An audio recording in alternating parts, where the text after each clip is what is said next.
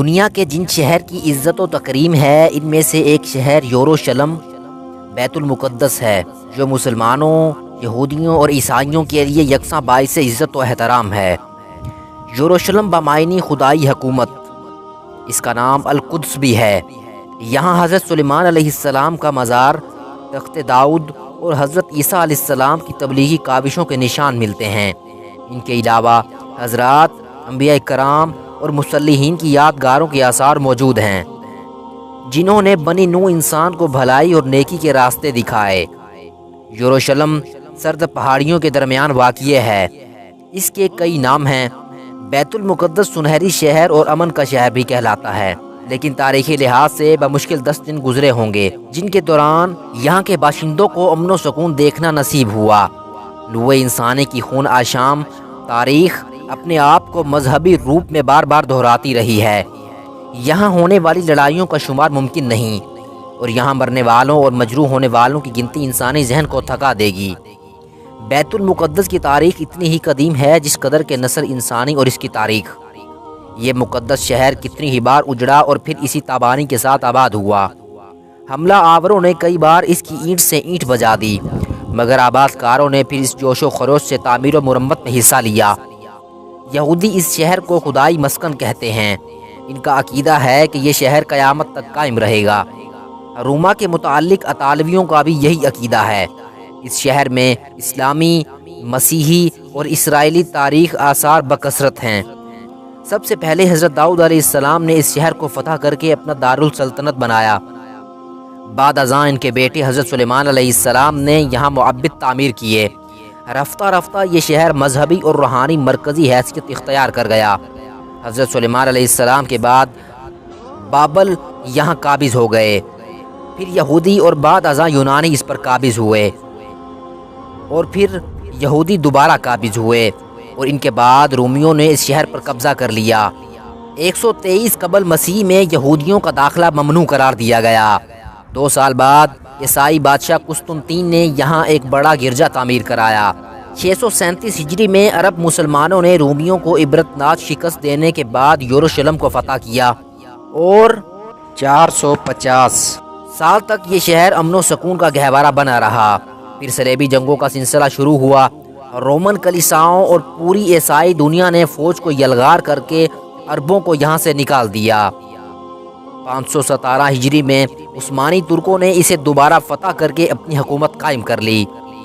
یہ شہر دنیا کی تاریخ میں اپنے جائے وقوع کے لحاظ سے عجیب ہے اور ڈھلوان پہاڑی پر واقع ہے۔ اس کی حیثیت ایک جزیرے کی سی ہے جو جنوب مشرقی کونے کے علاوہ پہاڑیوں میں گھرا ہوا ہے، جسے ایک وادی 2 حصوں میں تقسیم کرتی ہے جہاں شہر آباد ہے۔ اس تباہی کے 70 سال بعد خسرو شاہ ایران کی کوششوں سے از سر نو ہیکل کی تعمیر ہوئی، جو 7 سال کی مدت میں پوری ہوئی۔ بلند ترین زیتون پہاڑی ہے جو بحیرہ روم کی سطح سے 2600 فٹ اور بحیرہ مردار سے 3500 فٹ بلند ہے۔ نچلی پہاڑی موریا سطح سمندر سے 2440 فٹ بلند ہے۔ بحیرہ روم یہاں سے 33 میل اور بحیرہ مردار 10 میل ہے۔ اس سطح مرتفع میں کئی جگہوں پر چونے کا پتھر عام ہے، اور شہر کے جنوب میں نصف میل کے فاصلے پر وادی کیدرون میں غیر یقینی گہرائیوں تک گلابی اور سفید رنگ کا سنگ مرمر ہے، جسے سینٹا گراس کہتے ہیں۔ اس کے قریب نرم سفید چونے کا پتھر ہے جو تقریباً 40 فٹ موٹائی کا ہے۔ تھوڑا اوپر 75 فٹ گہرائی سخت چاک کی سطح ہے، جبکہ اس سے اوپر 291 فٹ تک کا چونے کا پتھر ہے، اور کوہ زیتون اسی پتھر سے بنا ہے۔ یہ شہر کسی درہ کے دہانے پر ہے، نہ کسی دریا کے کنارے، اور نہ کسی اہم تجارتی شاہراہ پر واقع ہے۔ اس کے باوجود یہاں کبھی قحط نہیں پڑا، اور یہ شہر 3000 سال سے موجود ہے۔ اس کی آبادی کو پانی کی فراہمی صرف نہرام الدراج سے لائے ہوئے چشموں سے ممکن تھی، جو آج بیکار ہو چکے ہیں۔ البتہ گھروں میں حوض اور چشمے آج بھی ہیں، اور ان حوضوں میں موسم برسات کا پانی جمع ہو کر مکینوں کے لیے سال بھر کافی ہوتا ہے۔ اس شہر میں زیارتیں ان گنت ہے، اور کوئی شخص ان زیارتوں کو گائیڈ کے بغیر نہیں دیکھ سکتا۔ زائرین جو سینکڑوں میلوں کے فاصلے سے یہاں پہنچتے ہیں ان کے گرد و نواح کو دیکھ کر حیران رہ جاتے ہیں۔ اس کی اطراف میں پھیلی ہوئی بنجر وادیاں اور بے گیاہ پہاڑیاں ان کے لیے استعجاب کا باعث بنتی ہیں۔ برنانیکا انسائکلوپیڈیا میں لکھا ہے کہ یہ 33 صدیاں پرانا شہر ہے۔ اس نے قدرت اور انسان کے ہاتھوں تکلیفیں برداشت کی ہیں۔ یہ مقدس شہر کئی بار اجڑا اور آباد ہوا، کئی مرتبہ زلزلوں سے کھنڈرات میں تبدیل ہو گیا، 20 مرتبہ محصور اور 18 دفعہ از سرنو تعمیر ہوا، 2 بار مکمل بربادی ہو چکی ہے۔ حادریان اور بخت نصر کے عہد میں اس کی اینٹ سے اینٹ بجا دی گئی۔ بیت المقدس پر مذہب کی تبدیلی کے 6 دور گزرے ہیں۔ اس پر ایسا زمانہ بھی آیا ہے کہ اس کو زمین کے برابر ہموار کر دیا گیا، گلی کوچے اور عمارتیں تباہ اور اس کے باشندے قتل یا جلا وطن کر دیے گئے۔ حدیث شریف میں ہے کہ بیت المقدس کعبہ معظمہ کے 40 سال بعد مؤرخ وجود میں آیا۔ اس بنا پر دنیا کا کوئی مقام بیت المقدس سے قدیم اب تک معلوم نہیں ہوا، لیکن تاریخ میں اس کے قدیم دور کی داستان کے متعلق جو کچھ مواد معلوم ہوا حاضر ہے۔ یہاں سب سے پہلے آل سام 2500 قبل مسیح میں جو کنعی یا فونیکی کہلاتی تھی آباد ہوئی۔ آل سام کے یہ قبائل جزیرہ العرب سے ہجرت کر کے یہاں پہنچے تھے۔ انہی قبائل کی ایک شاخ مجوسیوں کے نام سے مشہور تھی۔ 2008 قبل مسیح میں شالیم بادشاہ کی حکومت تھی اور سب سے پہلے حضرت ابراہیم شہرار، یہ دجلہ فرات کے سنگم پر واقع ہے، سے ہجرت فرما کر اس علاقے میں پہنچے اور حبرون کے مقام پر قیام کیا، جو بعد میں الخلیل بھی کہلانے لگا۔ اس علاقے میں مختلف مقامات سے برآمد ہونے والی تختیوں اور کتاب مقدس کی روایات سے یہ بات پایا ثبوت کو پہنچ چکی ہے کہ یہاں کا حاکم بھی حضرت ابراہیم کی طرح ہی عبادت کرتا۔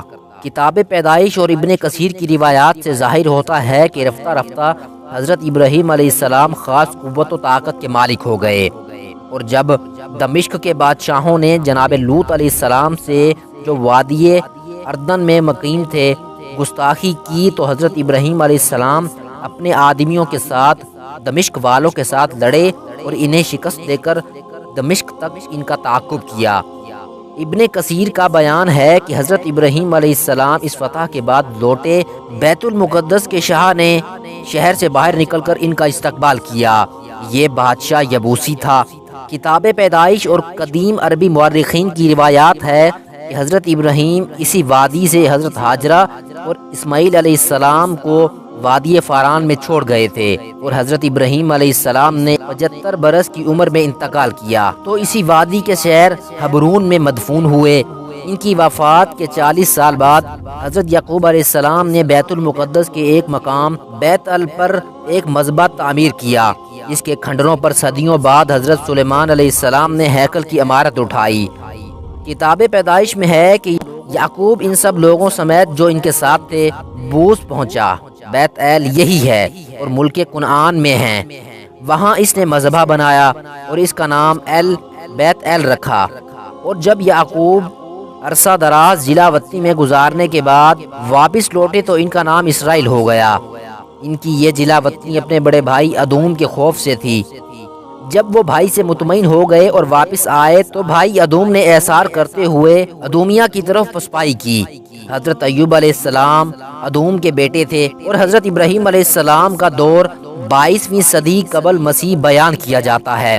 بیت ایل یعنی بیت ایل کا خدا۔ اس سے زیادہ کوئی اہمیت نہیں کہ حضرت یعقوب علیہ السلام نے بیت ایل میں خدا کو رویا میں دیکھا اور اس کی یاد میں وہاں ایک مذبح بنا دیا۔ حضرت یعقوب علیہ السلام کے صاحبزادے حضرت یوسف علیہ السلام جب امتداد زمانہ سے مصر پہنچے اور بادشاہ ہوئے، حضرت ابراہیم علیہ السلام کے پوتے یعقوب علیہ السلام کی اولاد اپنے جدامجد کی وفات سے 150 برس بعد مصر میں منتقل ہو گئی اور اسے خوب عروج حاصل ہوا، لیکن حضرت یوسف علیہ السلام کے انتقال کے بعد یہ قوم معطوب ہوئی، حتیٰ کہ اللہ تبارک و تعالی نے رحم فرمایا اور مصر میں آمد سے 400 سال بعد حضرت موسیٰ کو اس میں مبعوث کیا، جنہوں نے اسے فرعون کے پنجے ظلم سے نجات دلائی، اور بنی اسرائیل دریائے نیل پار کر کے وادی سینا میں داخل ہو گئی، مگر یہ قوم اپنے نبی کی نافرمان اور احسان فراموش ثابت ہوئی اور بتوں کی پوجا کرنے لگی اور جب موسیٰ علیہ السلام نے اسے ڈانٹ پلائی تو ان پر چڑھ دوڑی،